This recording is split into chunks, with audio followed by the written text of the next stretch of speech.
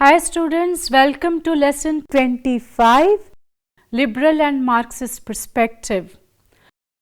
Liberalism as a perspective of development has to be understood in a broader framework in terms of its economic, political and social meanings. The modern day political ideologies and economic and social policies primarily flow from the liberal perspective.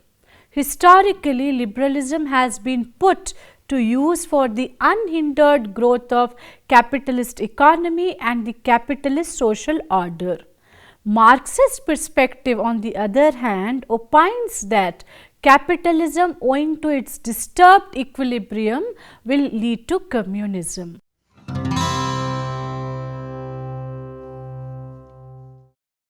Objectives.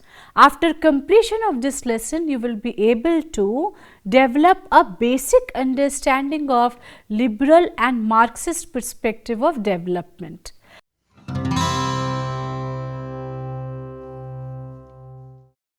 Let us begin our discussion with liberal perspective of development.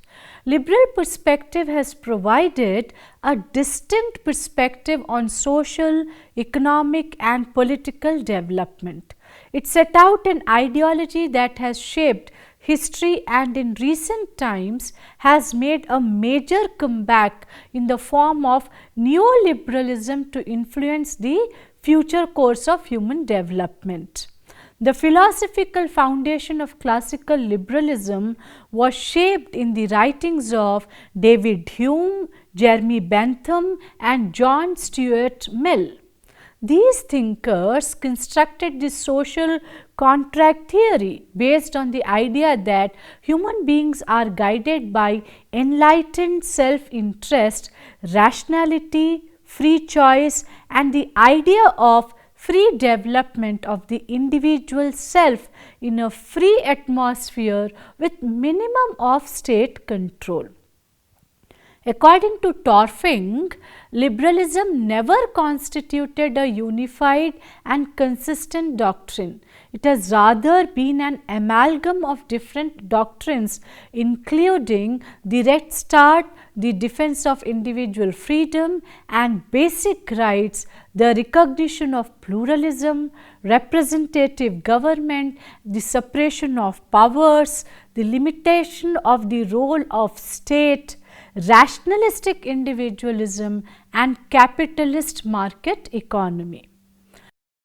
Liberal perspective is based on the economic doctrine of laissez-faire, which means free promotion of entrepreneurship in production and trade and in social and political doctrines of liberty and democracy.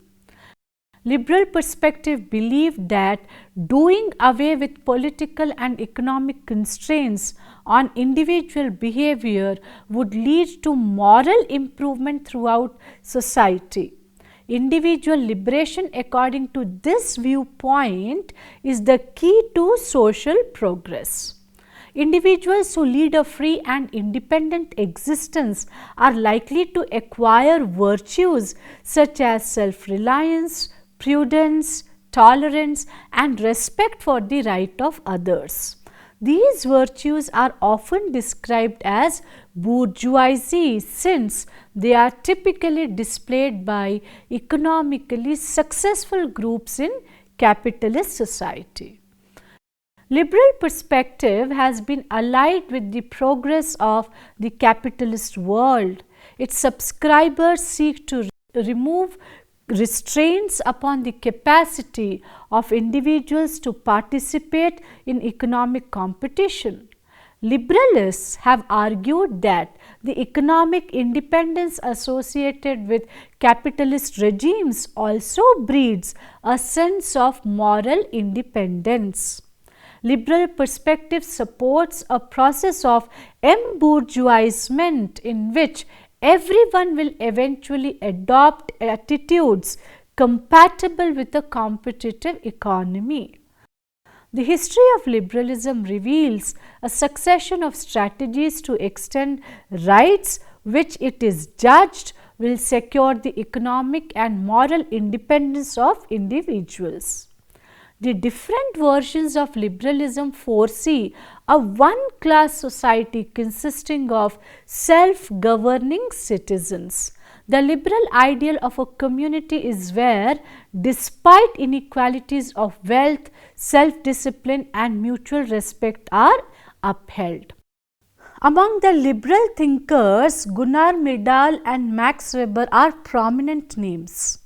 At the invitation of the Carnegie Corporation, Swedish economist Gunnar Myrdal explored the social and economic problems of African Americans in 1938 and 1940 and wrote an American Dilemma, The Negro Problem and Modern Democracy in 1944.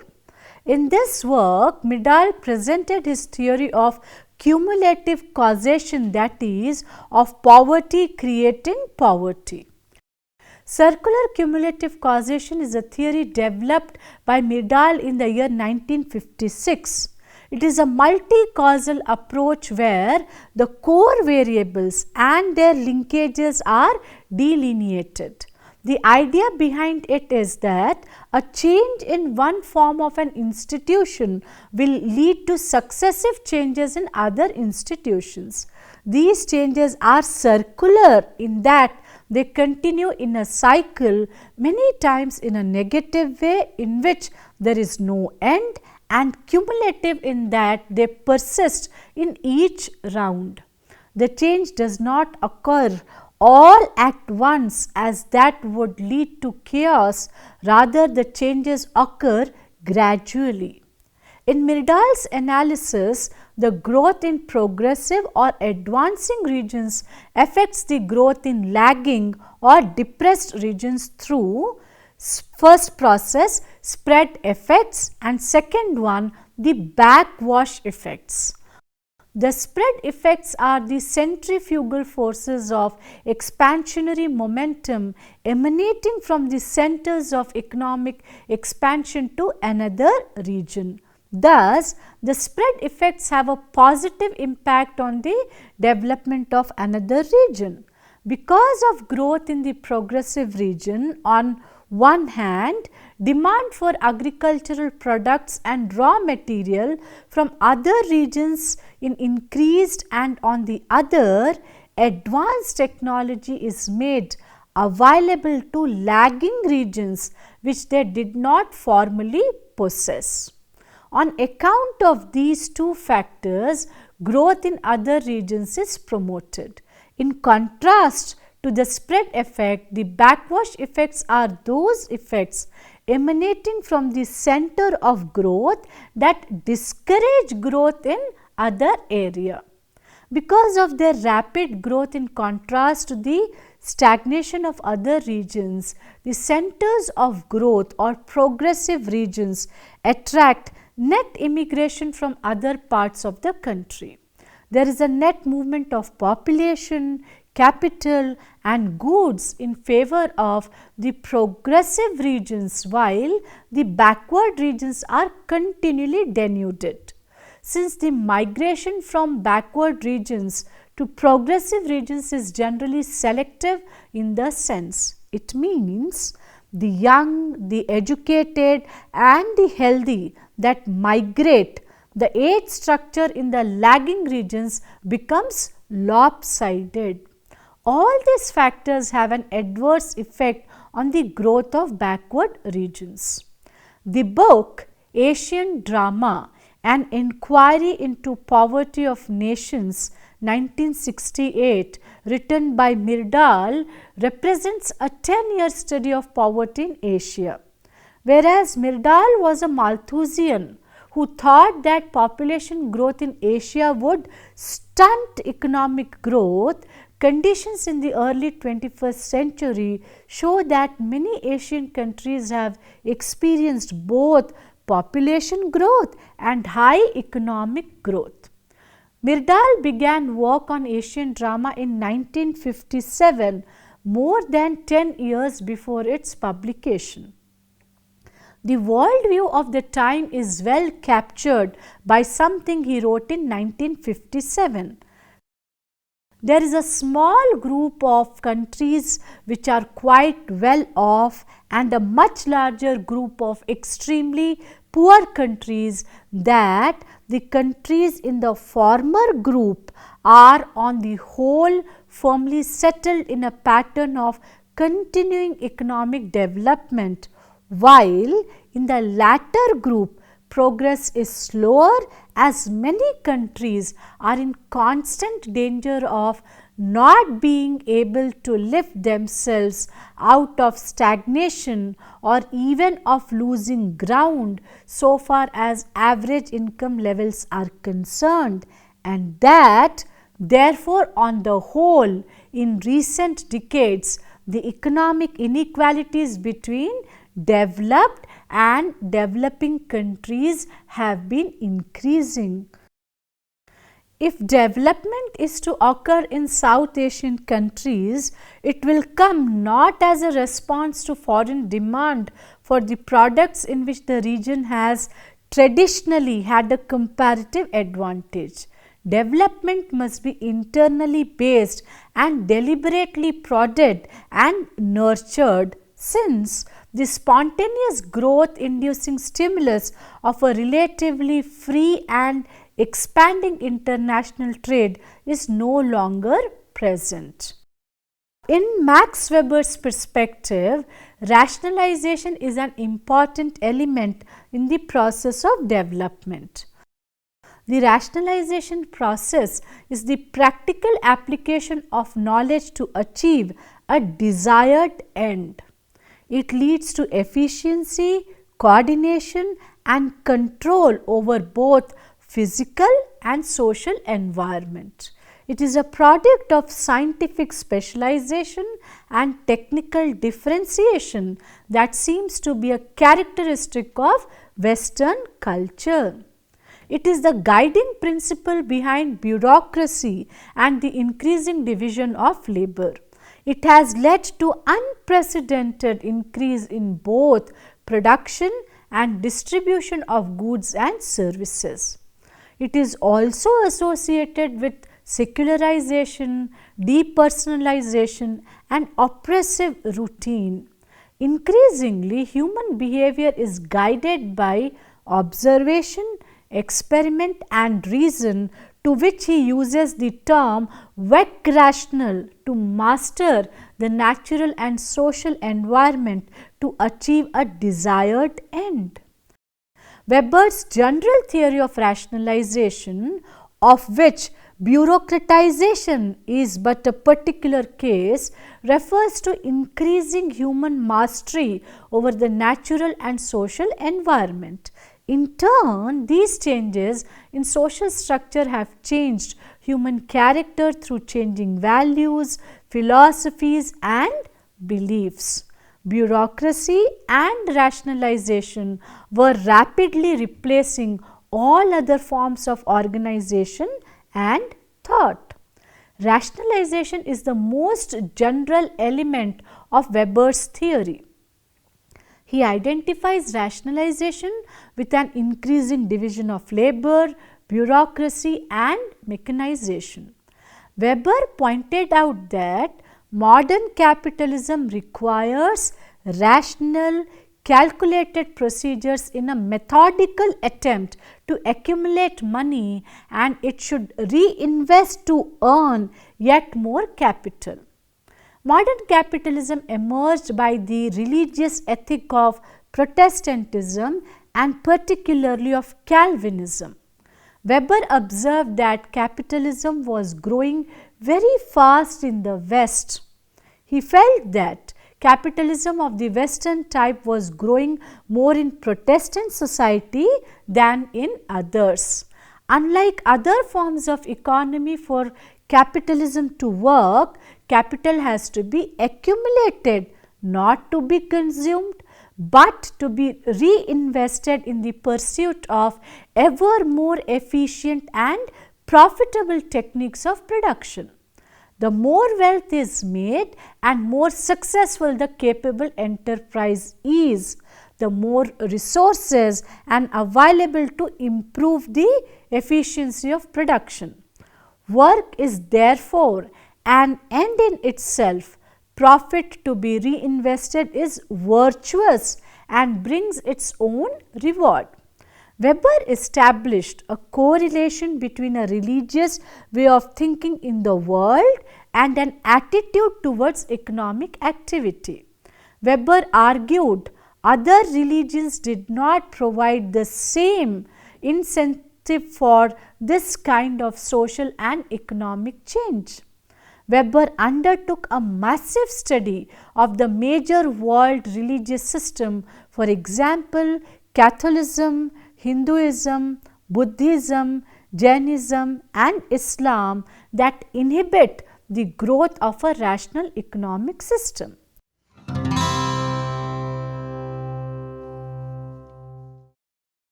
Let us now discuss about the Marxian perspective of development. Karl Marx's major concerns were the development of human society through various stages, development and change in the material condition. He was also interested in the development of capitalism and the corresponding change in the class relationship and transformation in mode of production were the major concerns of Karl Marx.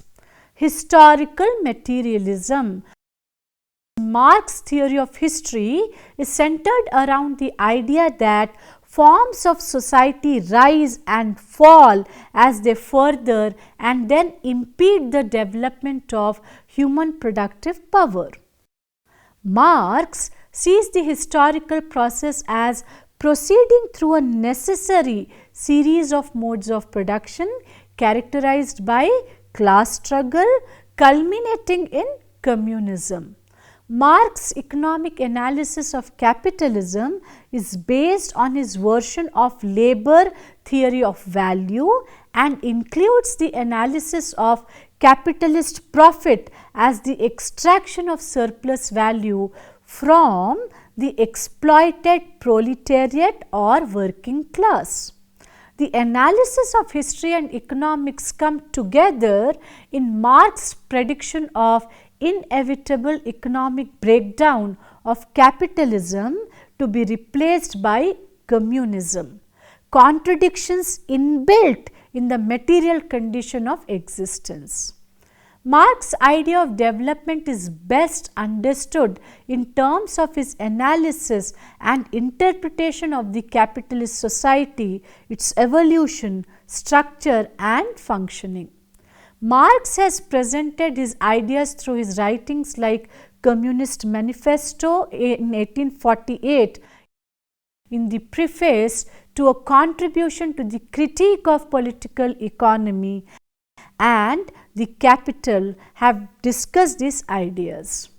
According to Karl Marx, all the legal relations, politics, forms of the states are to be understood. In the social production of their life, men enter into definite relations that are indispensable and independent of their will, relations of production which correspond to a definite stage of development of their material productive forces. The sum total of these relations of production constitutes the economic structure of society, the real foundation on which rises a legal and political superstructure and to which correspond definite forms of social consciousness. The mode of production of material life conditions the social, political and intellectual life process in general. He was very categorical to mention that with the change in the economic foundation, the inter-superstructure, that is the legal, political, religious, aesthetic or philosophical, get transferred.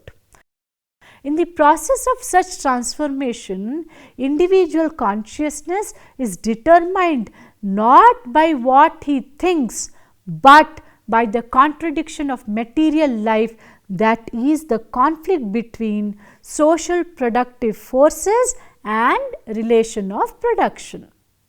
Consciousness is a part of development in human society. For Marx, it is not the consciousness of men that determines their existence, but on the contrary, their material condition of existence that determines this consciousness. Classes, for Marx, are formed based on objective material conditions. These are groups of people with a common economic position, that is, those of other class. In essence, this economic interest is conflicting and contradictory to each other's class position. These class relations get transformed to hostile action against each other with the intermediation of class consciousness. The objective material conditions form the basis for the formation of class in itself, which get transformed into class for itself in the process of transversing of subjective class consciousness. To Karl Marx, though the class relation was very complicated in the earlier epochs of history, in the modern stage of capitalism, this has been simplified. In the modern capitalist society, new classes, however, have emerged with new condition of operation and new form of struggle between the bourgeoisie, that is, the owners of the production and the haves, and proletariat, that is, the have-nots. In Marx theory, division of labor is an important concept. Through the development of technology, human beings were able to improve agriculture and could form settled communities. As production grew, the community produced more than its requirements. There was surplus. It was now possible to support people who were not directly involved in the production of food. Once there was surplus, it was possible for people to diversify their activities. Hence, some produced food which was sufficient to feed all, while others were engaged in other activities. This is called division of labor. This system led in some people gaining control over the means of production by excluding others. Thus, property which was held by all came under the control of only some members, giving rise to notion of private property. Hence, now the interests of all people were no longer common. There were differences in the interests. Thus, the interest of the individuals became different from the interest of the community. Marx stated that division of labor and private property is identical expressions. It implied the contradictions between the individual and communal interests. These differences which occur in human society, which are due to the existence of private property, led to formation of classes which form the basis of social stratification. In all stratified societies, there are two major groups, a ruling class and a subject class. The ruling class exploits the subject class. As a result, there is a basic conflict of interest between these two classes. Marx further stated in his work, Contributions of the Critique of Political Economy, that the various institutions of society such as legal and political systems, religion, are the instruments of ruling class domination and serve to further its interests. Class. Marx used the term class to refer to two main strata in all stratification systems. There are two major social groups in all stratified societies, and as I mentioned, a ruling class and a subject class. The ruling class derives its power through its control over the means of production. It is thus able to appropriate the labor of another class. In 1852 published article by Karl Marx, the 18th Brumaire of Louis Bonaparte, Marx describes class in this way. Insofar as millions of families live under economic conditions of existence that separate their mode of life, their interests and their culture from those of other classes and put them in a hostile opposition to the latter, they form a class. From Marx's perspective, systems of stratification derive from the relationships of social groups to the forces of production. Marx used the term class to refer to these main strata in all stratification systems, and class comprises two major groups. One which controls the means of production is able to appropriate the labor of the other class due to specific position it occupies in the social economy. Hence, a class is a social group whose members share the same relationship to the forces of production. This in fact distinguishes one class from the other. These are in opposition to one another. At the same time, there is a relationship of dependence between the classes. If one class can appropriate the labor of another class because of its control over the means of production, it means that the two classes are dependent on each other, but they are also opposed to each other. The dialectics, that is tensions, conflict and interaction of class, therefore is a result of combination of dependence and opposition. The relationship between classes is dynamic relationship which results in social change. This is why classes are central to Marx's approach to social transformation. In the Communist Manifesto, Marx writes, "Hitherto, the history of all societies is the history of class struggle." In other words, changes in the history of mankind are caused by the conflict of classes. Class conflict is hence the engine of social change.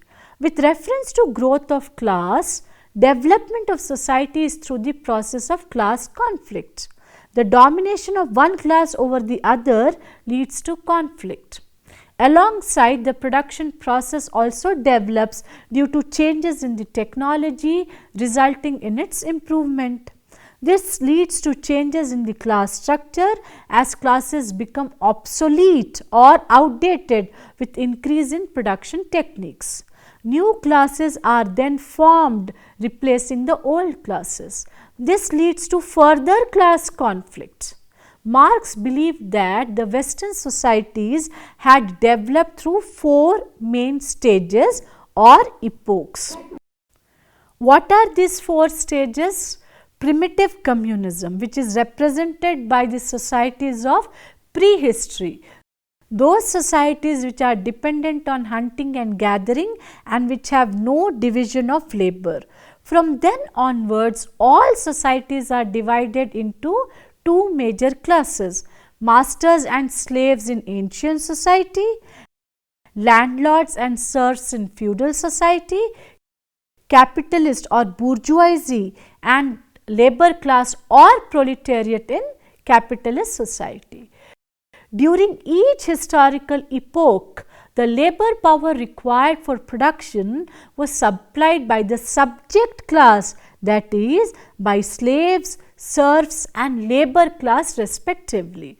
The ruling class exploits and oppresses the subject class. Since the ruling class is economically powerful, they also become legally and politically powerful. Despite the fact that these classes are dependent on one another, the relationship is that of exploiter and exploited. With reference to the basic characteristics of capitalist society, capital may be defined as money used to finance the production of commodities for private gain. Capitalism therefore involves the investment of capital in the production of commodities with the aim of maximizing profit. Marx argued that capital as such produces nothing, only labor produces wealth. Yet, the wages paid to the workers are well below the value of goods they produce. The difference between the value of wages and commodities is called as surplus value. This surplus value is used by the capitalists as profits. The political power is derived from economic power. Therefore, the major institutions, values, belief systems are seen to be largely shaped by economic relations.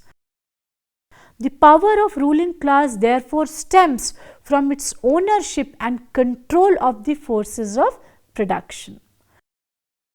With reference to class and social change, these conditions lead to the proletariats developing into class for itself. What is class for itself? It is a class having class consciousness and class solidarity.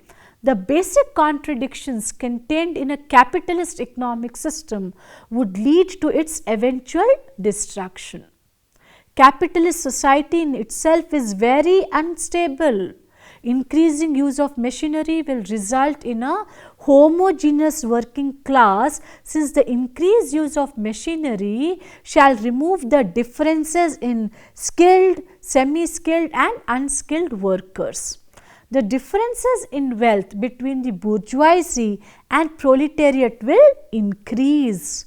Even if the real wages and living standards of proletariats or working class may increase, its members will become poor in relation to the bourgeoisie or capitalist class. This process is called as pauperization.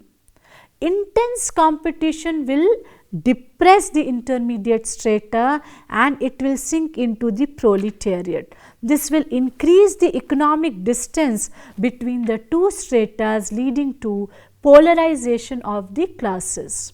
The polarization of classes into opposite groups is a result of class consciousness.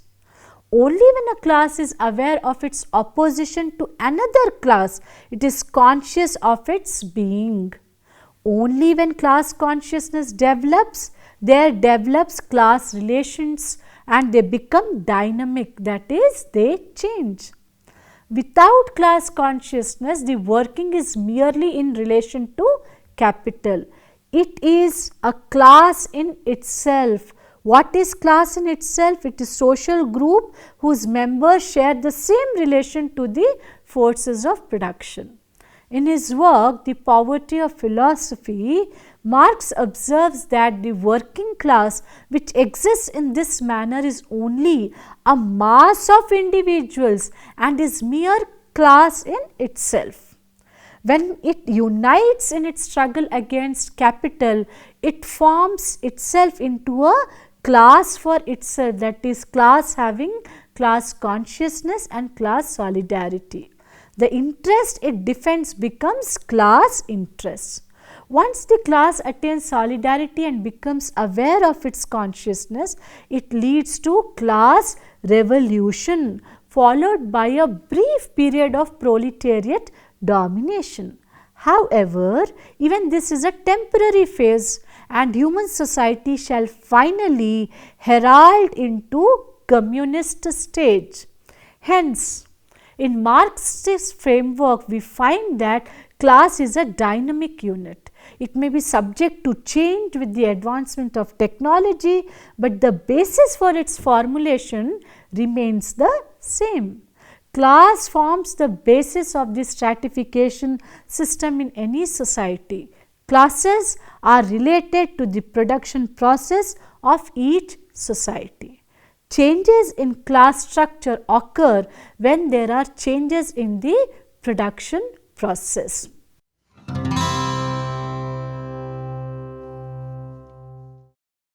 Friends, now let us sum up this lesson. In this lesson, we have discussed about liberal perspective and Marxian perspective on development, which offer varied explanations with regard to the process and indicators of development. On one hand, liberal perspective talks about laissez-faire, and on the other, Marxian perspective delves into class and means of production in explaining development. Thank you.